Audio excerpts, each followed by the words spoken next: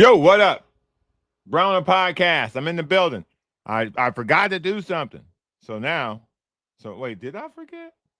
Or did I get logged out? Hold on. I'm trying to. No, this was where it's supposed to be. Okay. Okay. I think I got logged out or something, but anyway. Anyway, what it do, y'all? What's popping? What's popping? I gotta do another repost. Hold on. I got logged out or something. Hold on. Hold on.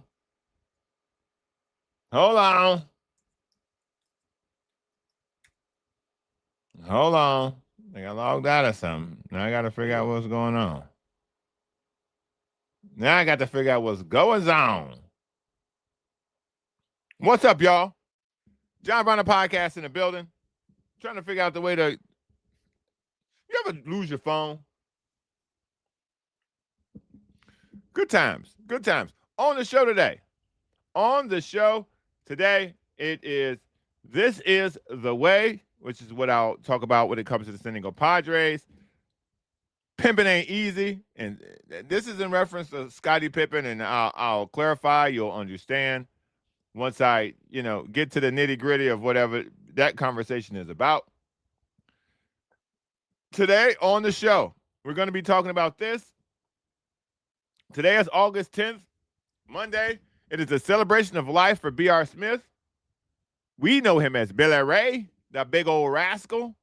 Today is the day we celebrate his life at the American Legion in Encinitas, 210 West F Street. We start at 5 o'clock. The Scott and BR, formerly known as the Ppipen crew, formerly known as the Scott and BR podcast, will be in the building. Linda Welby is going to be there. Obviously, I will be there. Alex will be there. Scott will be there. And I hope you can be there as well. We are going to try to have the best time we could ever have to celebrate our friend's life. In addition to that, there will be BR's jalapeno and barbecue burger. Everybody can get one. I think there's 54 of them. We're going to have 54 of them. There's going to be sweat. There's going to be a lot of stuff, man. It's going to be a good time. Coors Lights. Because he crushed 1 billion Coors Lights because he was a big fellow with strong hands if you knew him. So, if you've ever had the opportunity to meet BR, if you've ever had the opportunity to be a part of the Scott and BR show or a fan or listener or the Kaplan and Crew podcast, feel free to come to Billy Ray's celebration of life today at 5 o'clock at the American Legion in Encinitas, 210 F Street. 210 F Street. Free BR burgers with jalapeno and barbecue sauce. It's a 5 p.m. kickoff.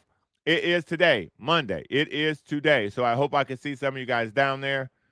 It will absolutely be worth it just to see everybody and hugs and, embrace and energy and positiveness and just seeing each other and smiling and having a good time, man. So, I look forward to seeing everybody down there. I hope we can see as many people as we possibly can.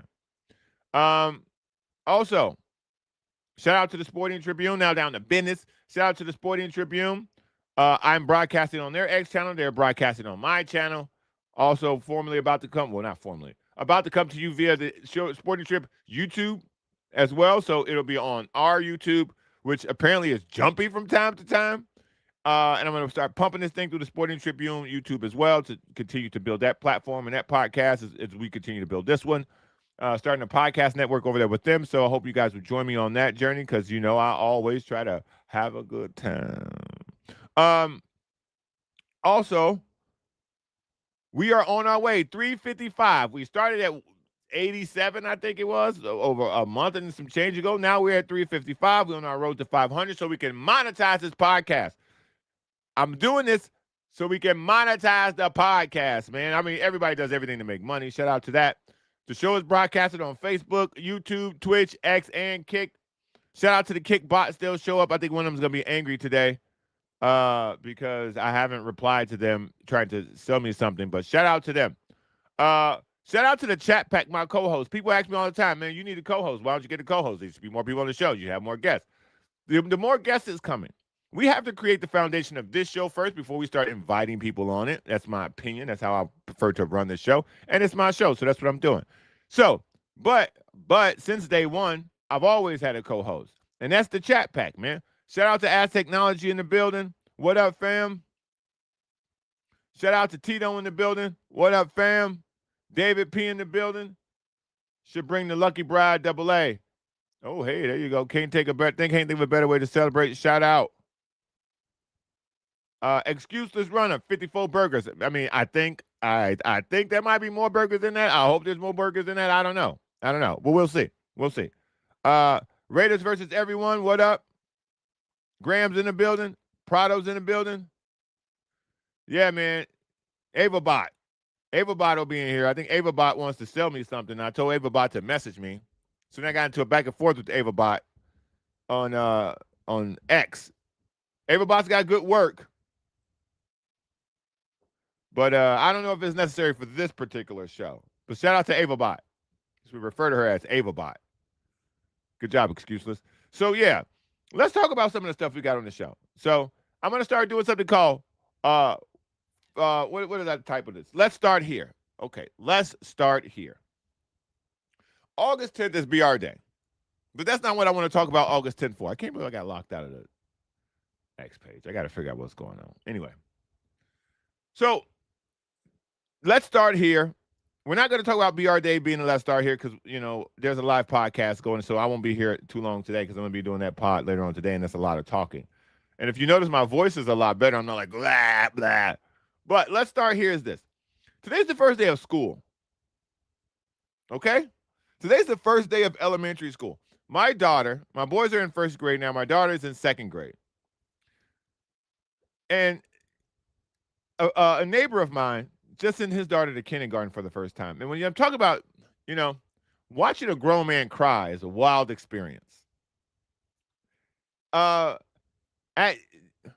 I've learned over time is don't be too tough, buddy. Don't be too tough. It's okay to be emotionally moved by the progress of your child now going to kindergarten. It's totally okay. You're not less of a man because you got emotional watching your child go to kindergarten. That is a massive step in the child's development. It's a massive step and benchmark in you as an individual. You survived. You kept the child alive to the point you could get it to kindergarten. Being at the first day of school is a really weird experience. Because again, this is the third time me doing it with my daughter. This is the second time me doing it with my boys. And it's for me, it's a massive clusterfuck. Because I have 4 kids and one goes to one school and the other 3 go to another school. And so I have to, be here for my daughter, and then I have to jet over to where my boys are for the first day of school. And today was hopefully the last, but I missed it and I had to FaceTime it, and I hate doing that. I hate FaceTime parenting, but scheduling conflicts caused the situation. But it is nothing more, emotionally, like it's a happy emotion. Like they're happy tears. I saw at least a dozen men just emotionally, watery-eyed, some wiping away tears. Some men had to walk away from their child waving. Not because they had to go to work, because obviously this is more important because you're already here. Just because of the simple energy and the joy and pride that you have of dropping your kids off at school. It's a wild experience if you've ever done it. If you haven't done it, man. So yeah, man, it's a crazy experience. It's a very crazy experience, and every year I think it'll get easier for the parent, but it'll also get easier for the kid because at some point they're not going to want you there. I don't know what grade that is. In a chat pack, if you have kids that have gone to high school, or if you go into middle school, or you go to elementary school, what grade do they stop wanting you to walk them to school? At what point do they go, I'm good. I'm good. You stay in the car. Actually, drop me off a block away. What year does that happen? What year does that happen? So let's start here. Let's start here. What age do your children do not want you seen dropping them off at school? What age is this? What are we talking here? Because today's the first day of school, and it hasn't happened to me yet. David P says 7th grade. So 7th grade is what, 12, 13? David P says 7th grade. Okay, so I got time. Yeah. It says this excuses says that stops. This happens when you stop being the cool parent. Listen, I don't ever want to be the cool parent. I don't care if my kids don't like me. They're all right. You better respect me. I'm a respect dad. I'm not a friend dad. David P also says 8th is to drop me off a block away. 8th grade is when they want to be dropped off a block away. Oh, that's great. That's great. Merlin says I try to embarrass them on purpose. That's awesome. Yeah, we all have our methods, right? We all have our methods of how we try to enjoy our kids' presence, so to speak. Yeah, David P said it goes quick. Yeah, that's what I hear, man. I hear it goes very quick. Sometimes around this time of the year, the cell phone now gives you these memories. And so sometimes they'll flop up some memories and you go, oh man, wait a minute. Yeah, that wasn't that long ago. My daughter was like, my first child was like a baby and I was strolling her. And now, she's in 2nd grade, doing her own hair. And so it's a trip, man. Andre Prado says, I'm in the same boat. I can't wait when my kids are old enough where I can avoid getting and drop them on the block. See, he's looking forward to it. He is looking forward to it. Because also, by the way, the drop-off line, the 8th level of hell. No. The drop-up line and the pick-off line, to the hell with that.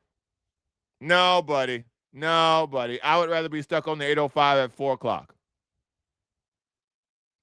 B. Thompson says, my last child is a senior today. Damn! So you the one with the experience, bro. What age did you have to just drop them off and they didn't want you to walk them to the door, B. Tom?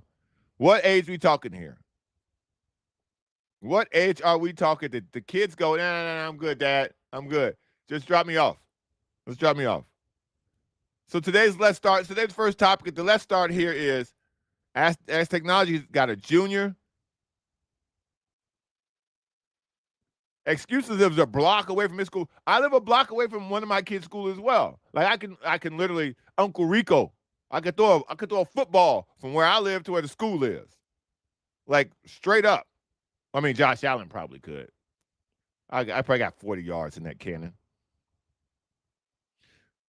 Okay, as Technology says, we live a block from the high school. All 5 of my kids walked. Number 5 is a diva that had her mom sit in traffic and drop her off today. That's great. Hey, man, it's the first day, bro. It's the first day.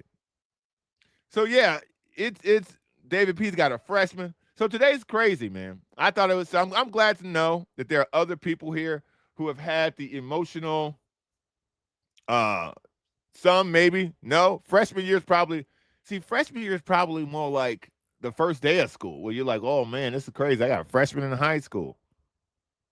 I mean, you've done it a couple of times, but the first time's got to be kind of crazy. Like, oh man, this kid's in high school. How old am I? What the hell's going on?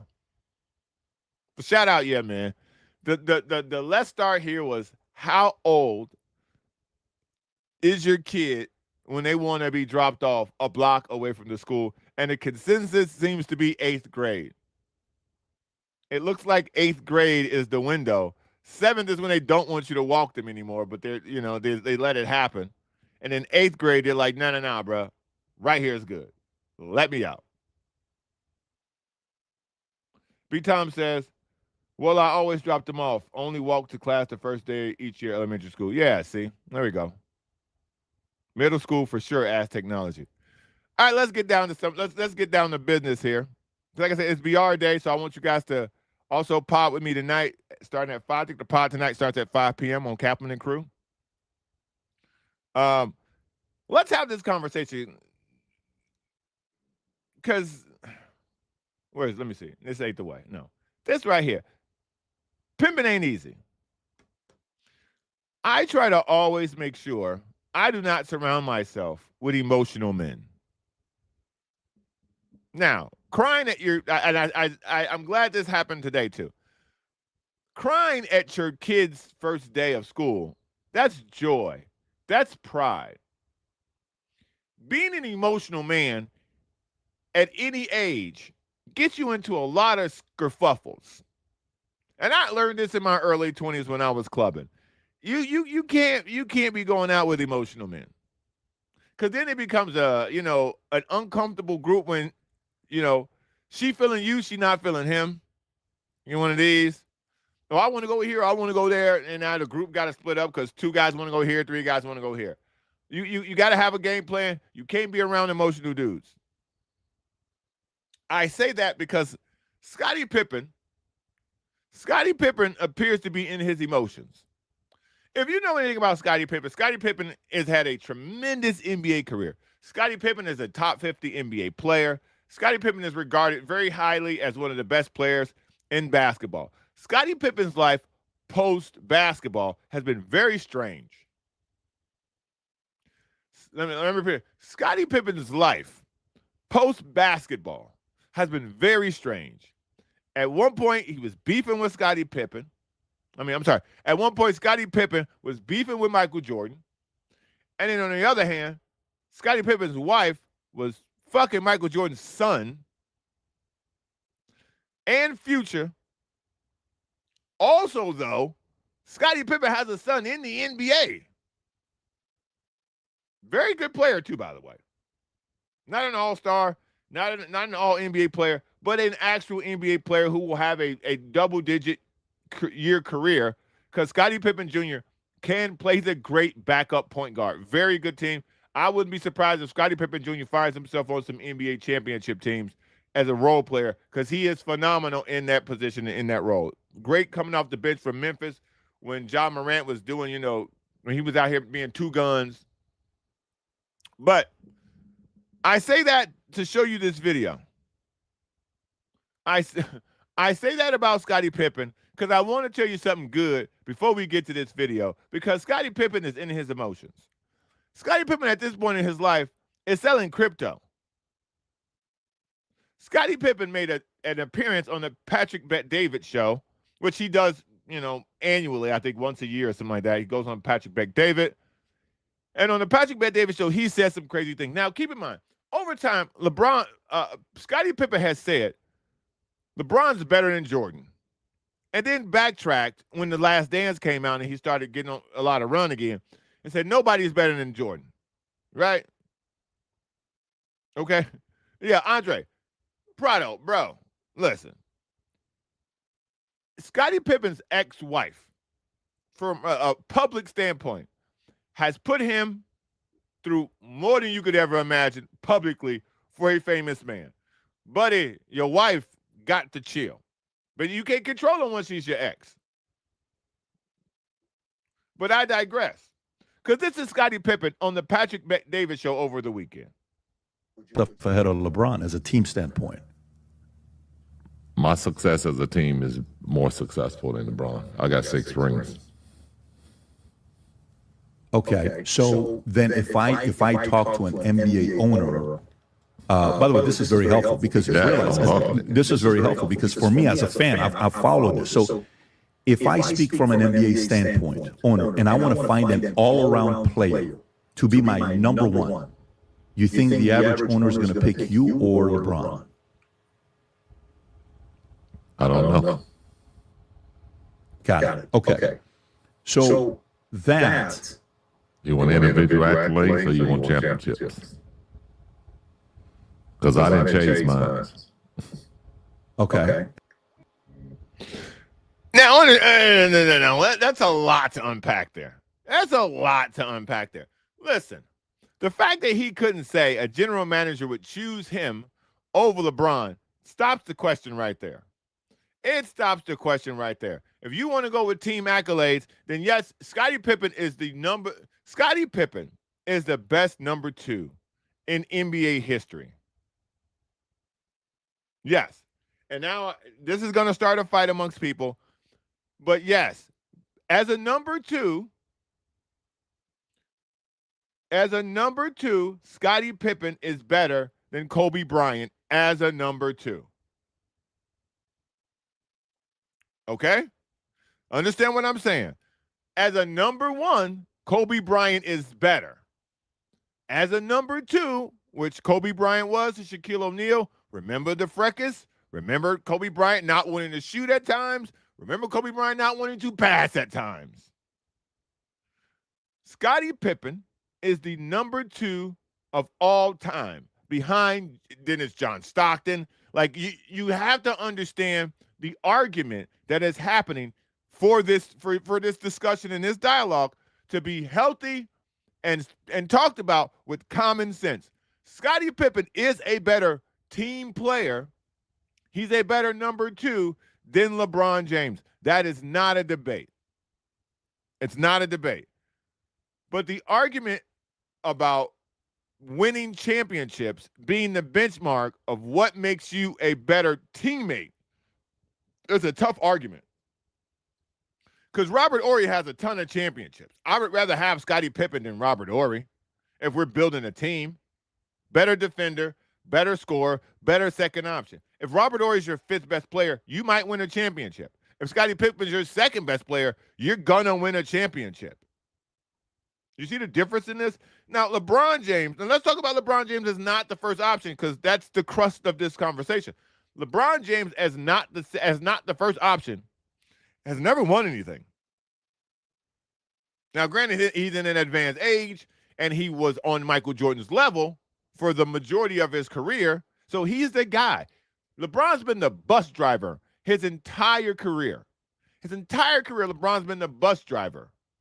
So you've got to respect the fact that LeBron's 4 championships all came because of LeBron. What we've now seen about LeBron in this second half of his career is as the 2nd best player, he hasn't been able to find championship success. Now, the part that we need to unpack and conversate is he threw in the I didn't chase mine. Now, this is a sticking point with a lot of people. Because if you're talking about ring chasing, I wouldn't say Scottie Pippen chased the ring when he went to Portland. The Chicago Bulls broke up. Like, that was part of the thing. The ownership said, we don't want this anymore. We don't want Jordan anymore. We don't want Pippen. We don't want Phil Jackson. That was a package deal. Dennis Rodman at that point. We don't want this anymore. Everybody go your separate ways. So Scottie Pippen went to the best team that he could find that suited his skills. And the Portland Trailblazers were that team where Scottie Pippen was the lead, and it collapsed. Scottie Pippen as the lead during Michael Jordan's retirement collapsed.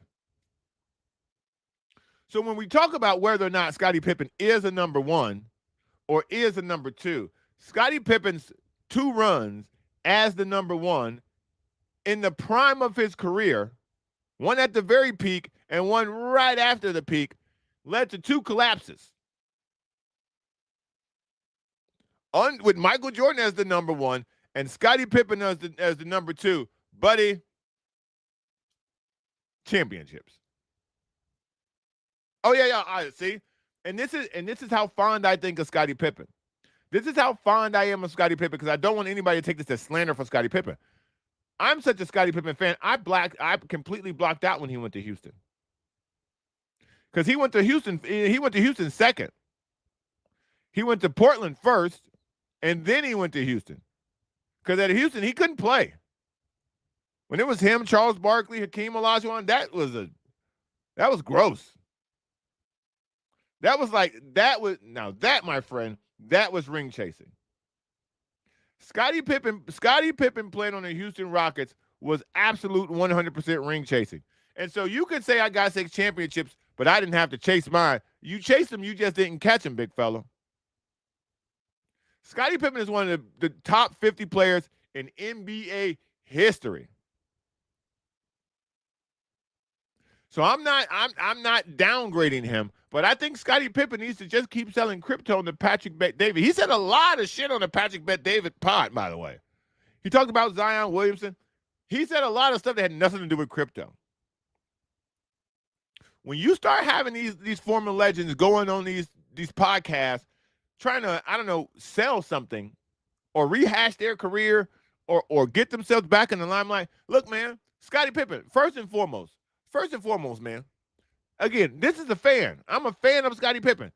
Cut the hair. Any man past 55 still with braids, it's time to stop, bro. Let it stop. Unless it's dreads. Dreads are acceptable till they bury you. Okay? I just want to be very specific on the hairstyle that I feel is appropriate for older men. Yes, Pip is a crypto. Pip is crypto. Pip is a crypto bro. As a man, when you get over the age of 55, bordering on 60, you got to stop. You got to, no braids. Grow dreads. Or just get a respectable cut, dog. Let it hang loose. But getting braids in your late 50s, early 60s, what are you doing? Let it go, bro. And these men have hair. And so it's awesome to have hair in your early 60s, in your late 50s. There's no sign of balding. I totally understand that. But getting braids, like, stop. Stop, bruh. Scottie Pippen with braids. And let me see how old Scottie Pippen is, because I don't like to do ageism. But that was the one thing I saw with Scottie. How old is Scottie Pippen?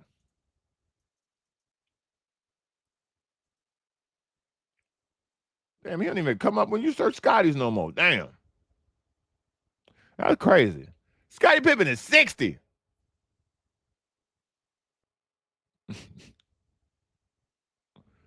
Scottie Pippen is 60, bro. See now, Crystal Davis. See, that's what I'm saying, Crystal Davis. I like Tim Duncan. I like Tim Duncan's dreads. I like them. I'm a fan of Tim Duncan's dreads. They're mysterious. Tim Duncan's dreads have an island vibe to them. Tim Duncan's dreads look like he fishes, but he don't catch no fish. Like he just owned the boat. And it's not like a yacht, it's a dinghy. It's like he rolled the boat out. Like that's the kind of dreads Tim Duncan got. Tim Duncan got them dreads like he don't go to like he don't take no good care of them. He just got somebody in his neighborhood every now and then. Hey man, let me redread those for you, dog. He sit on somebody's porch and they redread his hair. Shout out to Tim Duncan, man. Greatest power forward of all time. Most mysterious dreads ever. Good call, Crystal Davis. Yeah, Tim Duncan's dreads are mysterious, bro. They don't look like they're from Jamaica. Those are Virgin Island dreads. Those dreads are from the Virgin Islands specifically. Them things look crazy from time to time. Bro, your daddy better not have no cornrows, big fella. Stop that. No, Rick better not have no cornrows, dog. No, Rick. Because Rick was 60. Rick 60 plus. Cut Rick. No, Rick. No, Rick. No. I got too much respect for you, Rick. Don't let me see you with no braids, Rick. And I'm not hair shaming. I'm not hair shaming Scottie Pippen at all. And it was not the intent of this conversation. But since we are here, I just don't think a man in his 60s should have cornrows, bruh. Sorry. It's my personal opinion. Biggie says, to this day, a lot of people still say Pippen's Portland team was ripped off in that Lakers series. If you remember, Pip was unstoppable in that series on both ends of the court. Yeah, he was. He was great. But, man, listen, that lob from Shaq to Kobe, that lob from Kobe to Shaq, that was the end of that. That was the end of that, buddy. Scottie was great in that series. Phenomenal. But, man, let me tell you something. When that lob went in the air, that comeback was complete. Because if you think about it, that Portland Trailblazer team basically had Damon Stoudemire, Steve Smith, Scottie Pippen, Bonzi Webbs, Rasheed Wallace. It had Arvydas Sabonis. And they had another person on the team who, Ruben, I think young Ruben Patterson was on that team. I think really young Jermaine O'Neal was on that team. Really, really young Zach Randolph might have been on that team. I'm not 100% sure. But my point being this. That team was awesome. That team was awesome. There's no reason why we shouldn't have seen that iteration of that team again. But sometimes you get to a point, like when the Chicago Bulls ran into the Detroit Pistons, you got to get over that hump to win. They did, and they started winning. If the Portland Trail Blazers would have gotten past the Lakers, I believe they would have won multiple championships. But once Shaq dunked that ball and that comeback was complete, it was a wrap, dog. Broke the spirit. Rasheed Wallace was on that team. Arvydas, so they had somebody to guard Shaq.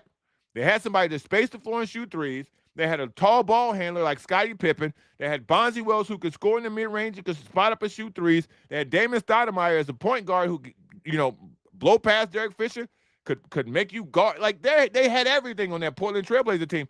And the Lakers still beat them because they had Shaq and Kobe. So as much as you're right, Scottie Pippen was amazing in that series. He couldn't finish the deal. And this is what I'm saying. When he doesn't have Michael Jordan, he falls apart. So we're not asking Rich Paul anything about Kobe Bryant. Cut it out. So, yeah, man. Yeah. It ain't easy, dog. Pimping ain't easy. Apparently neither is crypto, because now he out here talking shit about LeBron James. And I just don't think that's a good look. That ain't a good look for you, Scotty. Respectfully, though. Respectfully. All right, let's move on to the next thing. This is the way. This is the way the Padres have to win. I'm not talking about just yesterday. I said previously, coming into this series with the Astros, they have to win this series. They are better than the Astros. The longest straw ever. The longest straw ever in this cup. Fact. I like long straws, man. What do you want me to say? I like long straws. Stop hating. It is what it is. Steve Coast coming in from the top rope. The only good thing about Pippen nowadays is Laura Pippen. Man, listen, we're not gonna. She's his ex-wife.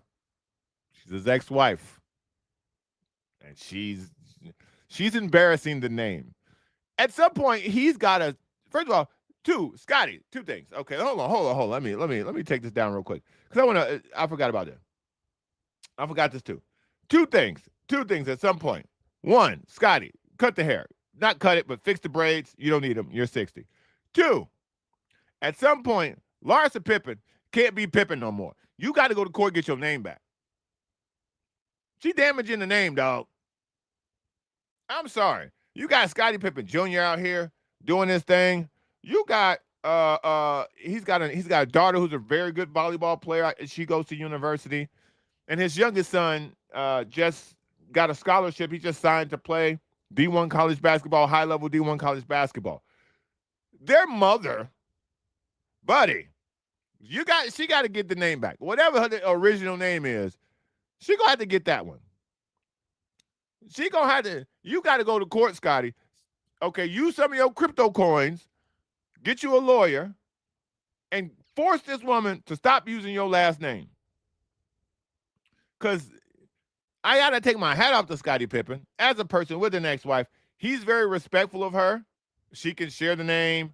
I'm very respectful. I try to be as much as I can to my ex-wife publicly. I don't, disparage her in any way. And I see him doing the same thing, so I commend him for that because it's difficult when things don't go your way. But Larsa Pippen he got to sue her for the name back, bro. She got to go back to the original name or whatever it was, because I don't know why or how she thought this was the best way to, represent him by fucking Michael Jordan's kid. Like, that was weird. Like, they may not have had a good relationship coming up, but, buddy, for you to be fucking Jordan's kid, like, you knew him as a baby. Like you probably, like, changed his diaper of some sort.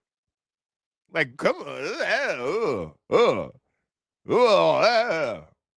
Get your name back, Scottie.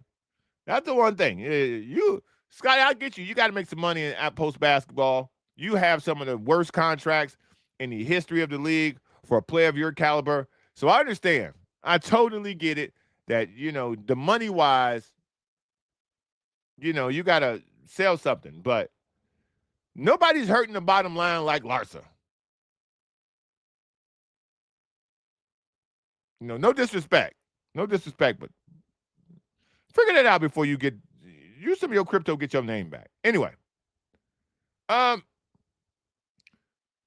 this is the way the Padres have to win. I know that's a wicked, strong transition, but I wasn't talking about that. And then somebody brought it up, and so I had to indulge because I forgot that point. I truly did forget that point because that was hilarious to me that she out here just destroying the name. Where am I going here? Okay, here we go. Just destroying the name, and nobody's helping that man.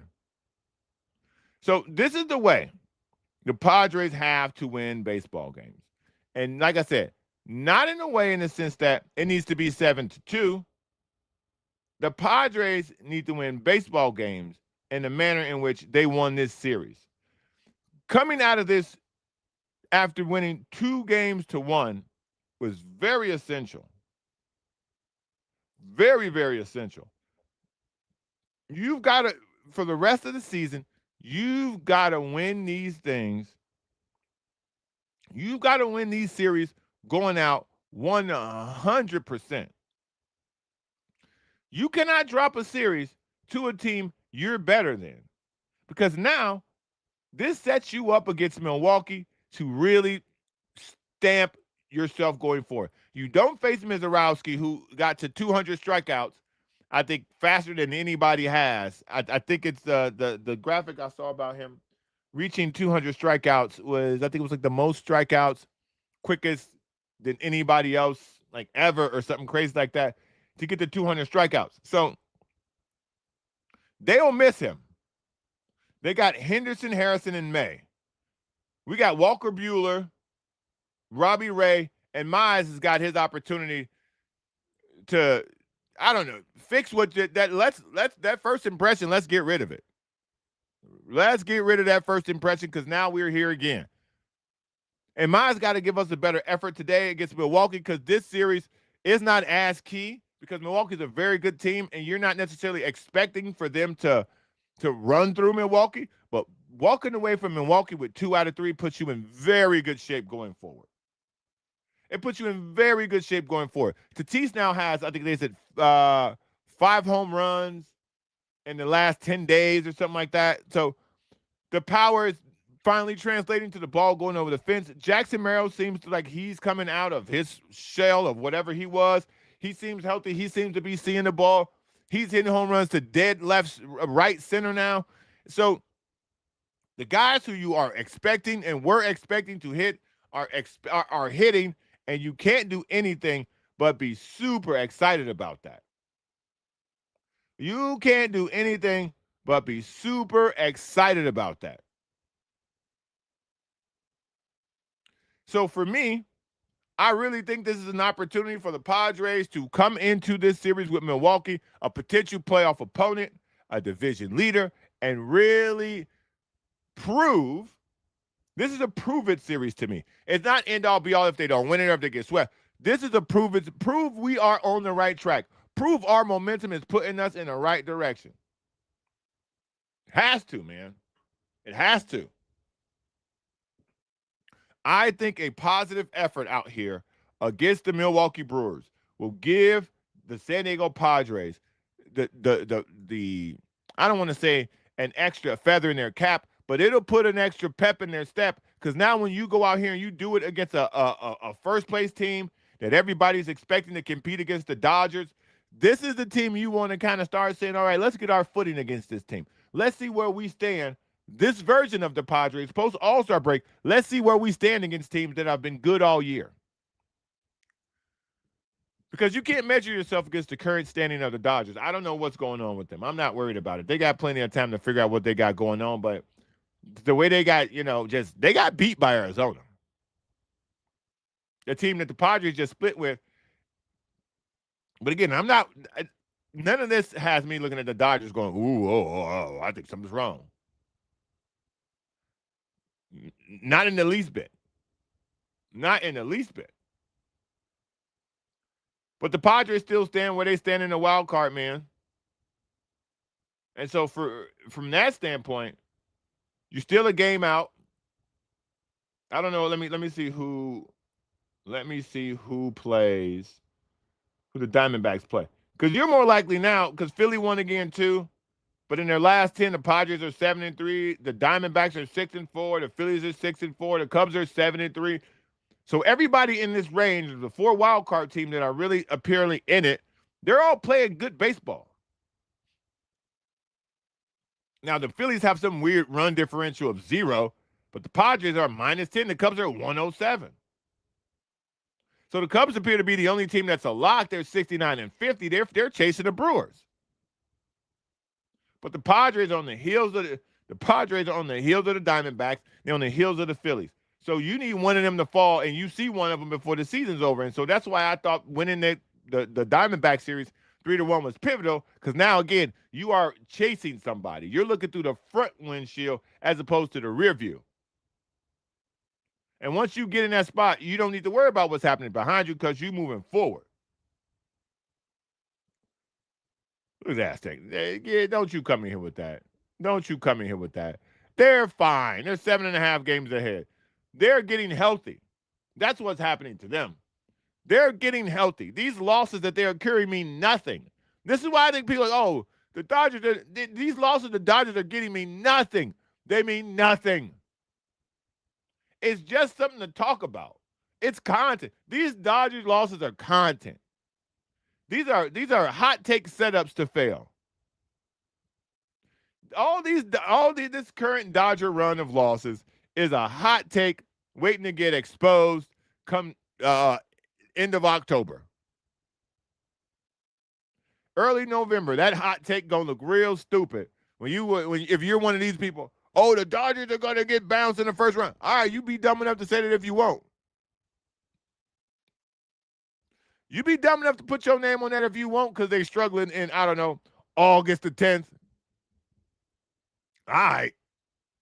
That quote, that hot take you drop about the Dodgers not being good is going to look real dumb, man. It's going to look real dumb in September. It's going to look real dumb in October. Just letting you know. Just letting you know. Let me check. Let me make sure nobody's texting me because I don't have my phone. I don't know what's going on in my life outside because my phone is nowhere near me. See, and you're gonna get no sympathy nowhere around here, buddy. I think you ain't gonna get no sympathy. Look at David P. Here we go, the poor underdog Dodgers. See, you ain't gonna catch no sympathy around here, dog. There ain't nobody finna break down no Dodger talk about how they struggling, because I don't believe they struggling. I just think they setting people up. I think Dave Roberts and the Dodgers organization. Because again, where's Blake Snell? Where's Blake Snell? Ohtani not pitching, Freeman not hitting, Mookie Betts not hitting. They signing y'all up. Wait till September, August 7th. Watch how well they play in September. Mark my words on that, buddy. Watch how well the Dodgers play in September. All this is going to look really silly. All of this is going to look really silly in September.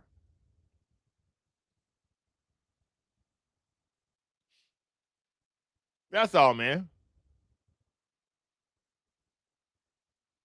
So this is the way for the Padres, man. This is the way to win. This is the best course of action. This is the best way for them to win. For them to finish on a positive note, you've got to beat the teams that you're better than. And this goes without saying. You have to beat the teams you're better than. For the rest of the season, you gotta find a way to get 2 out of 3 Milwaukee or 1 out of 2. Don't get swept. You're better than Cleveland. You're better than the Mets. I think everybody's better than the Mets. You're better than Minnesota. You're better than Pittsburgh. Tampa Bay, don't get swept. You're better than Cincinnati. You're better than the Yankees. You're better than the Nationals. You're better than the Giants. Like the end of the season for the Padres, it's beautiful. It's beautiful. This is the Padres September. Cincinnati, New York, the Yankees. So from September 7th to the end of the season, you got the Nationals, who you should beat. You got the Giants, who you should beat. You got Colorado for 4, which you should sweep. You got Miami for 3, which you should sweep again here in Petco. You got the UNLA for 3, depending on where they're at. They might be punting. And then you got Arizona for 3 more to end the season at home.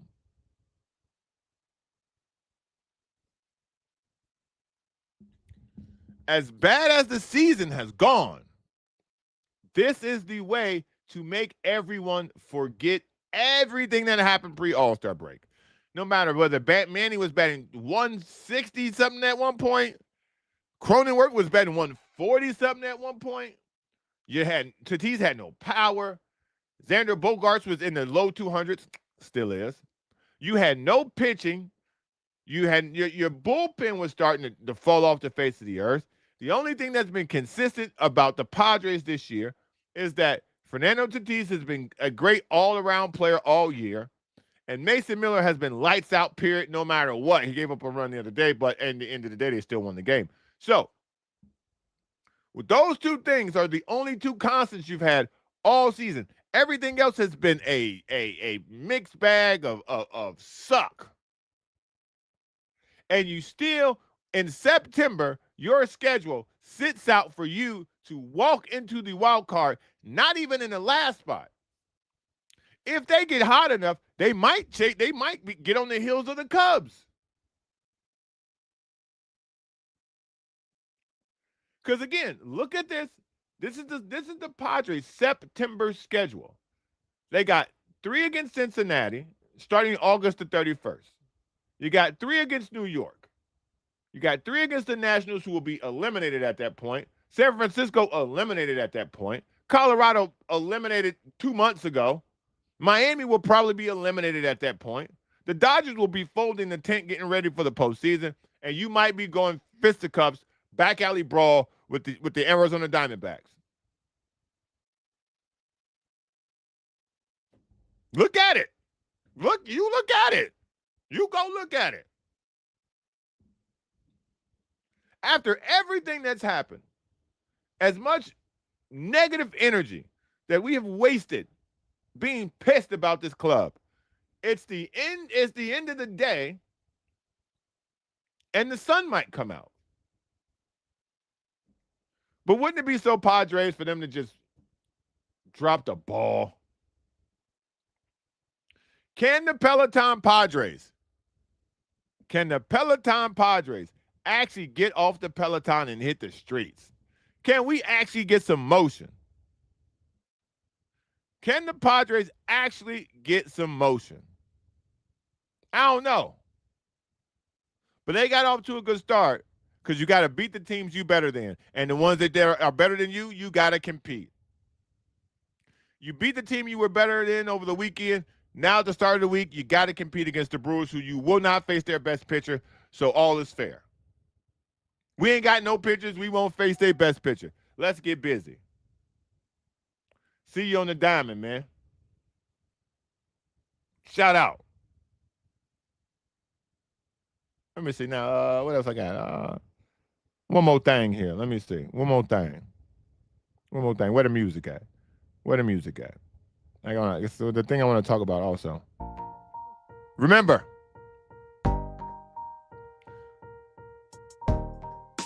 Today is BR Day. So if you can make it to Encinitas, if you can make it out there, I would love to see you. We would love to see you. I've given the address 1,000 times. I'll give it one more time. The American Legion in Encinitas, 210 West F Street, Encinitas, California. We're celebrating the life of BR Pod Stars around 5 free burgers with jalapenos and barbecue sauce.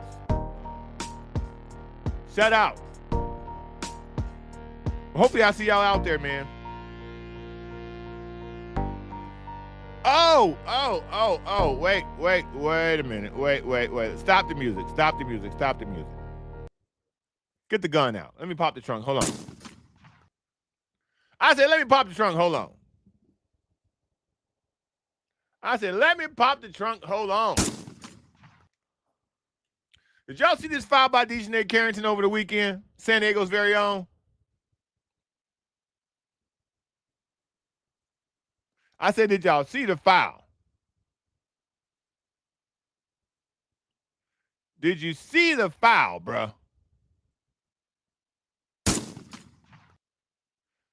The best part about Dejanay Carrington fouling Sophie Cunningham,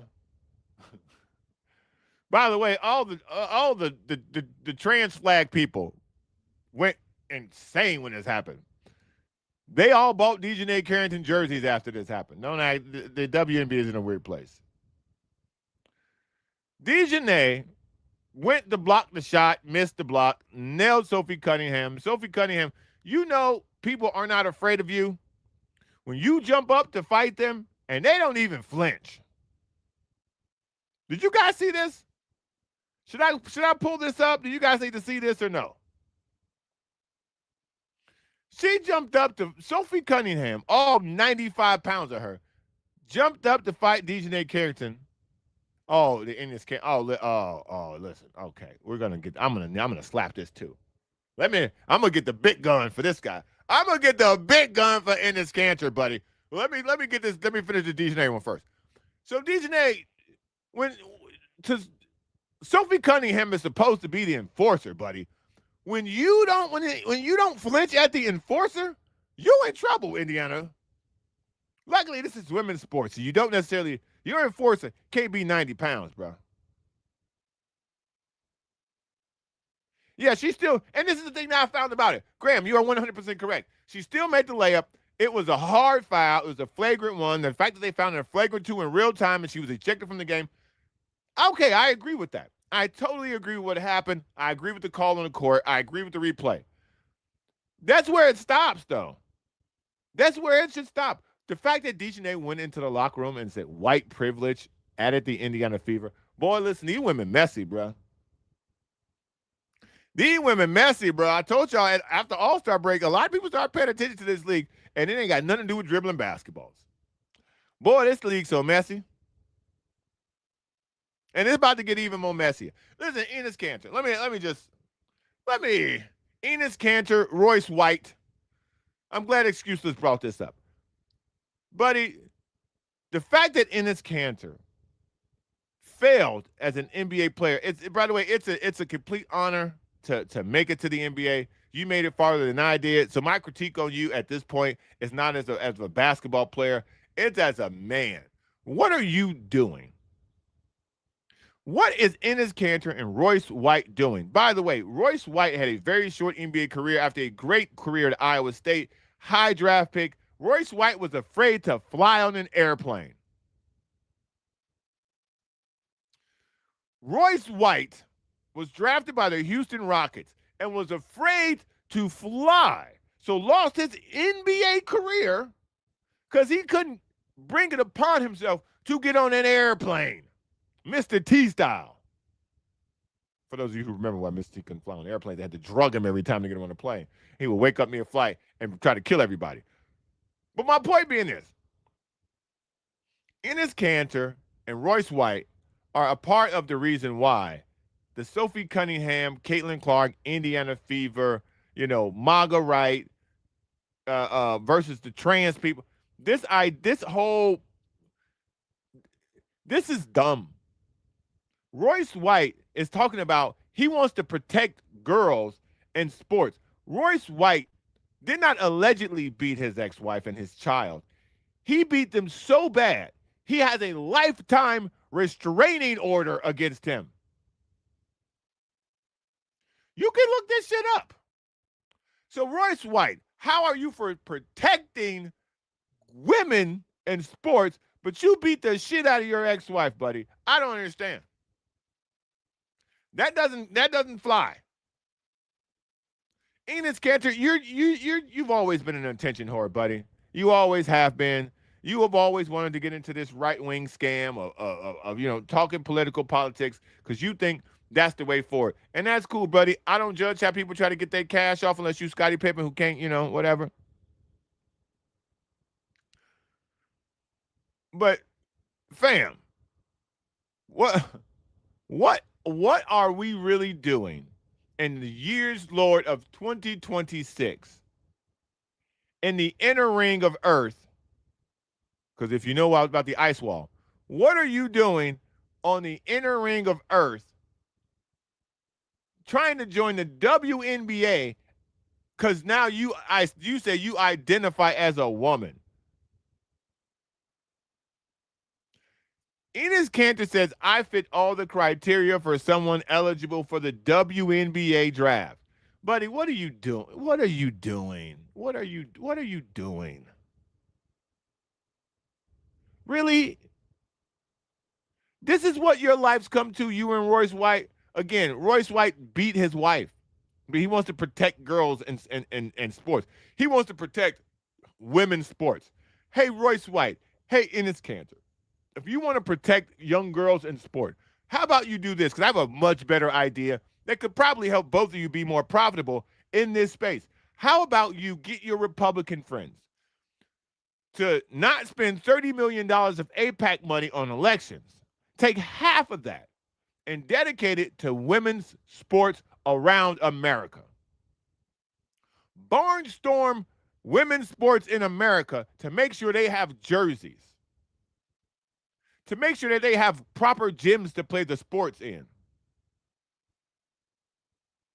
How about you two bozos not go around trying to disrespect and degrade women's sports who's got enough problems? How about you go and use your popularity, use your celebrity, use your connection to the NBA to help build up young women so they can make it to the WNBA? How about you do that? But you're not going to do that because that's not the point of what you're doing. You would have much more respect from people around the league in the WNBA and the NBA who may actually help you if you took this attention to different states giving young women basketball players shoes and uniforms and resurfacing floors and helping women's travel teams, regardless of the sport. That's the better way with this. The fact that you two bozos are on Fox News and OAN and One America, whatever the fuck you guys are on, talking about you're declaring for the WNBA, bro, they're not gonna pick you. This is a stunt. And it's not even a good stunt.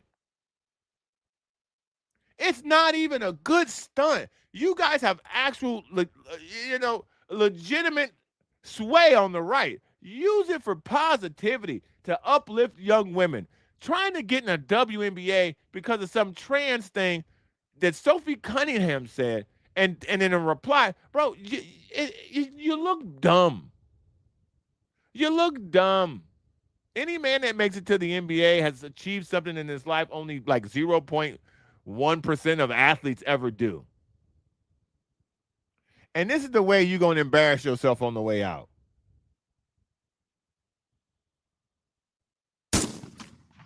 Enes Kanter, you're a joke, buddy. Royce White, keep your hands to yourself. Get on an airplane. How about you do that? Royce White, you know they can't draft you. You too scared to get on an airplane. How about you conquer that fear first, buddy? Before Royce White gets to Go to the WNBA. When they draft you, buddy, you know you got to get on the plane to play.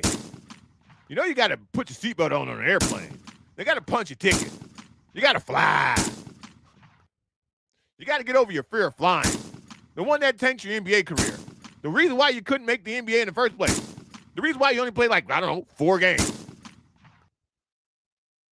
You can't take a bus around the NBA, buddy. This ain't an I'll meet you there situation. What a bozo, Royce White. You declaring for the WNBA. Buddy, they take jets now. Guess you're out. Guess you can't play in the WNBA, Royce White. You're too scared to get on an airplane.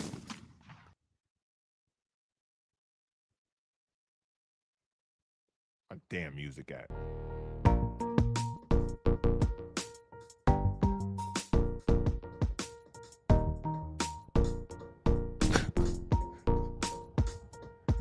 The WNBA's got a lot of problems, man.